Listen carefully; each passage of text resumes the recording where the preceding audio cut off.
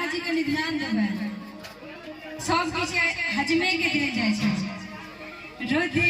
धोती कुर्ता देखे के हर तो हजमान हजमा नाना जी सब कनी नाना जी के सब गोटे ताली बजाओ हजमा नाना जी सब गाड़ी टूटी नहीं है ओ वाले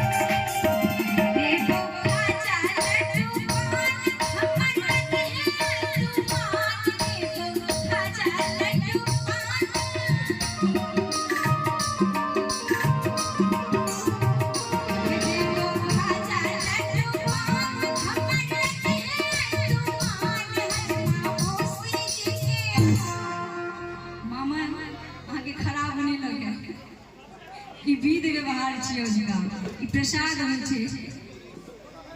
मौसिए मौसा बेसी होइ छथिन और मामा मौसा जी छथिन बीच में बैसल तो नहीं छथिन मौसा नहीं कोनो बात मौसा के छोड़ दै छियनि हजमा मामी जी के अहाँ मौसा छियै बरुआ के अच्छा मामी अहाँ के दादा अहाँ के की नाम भेलै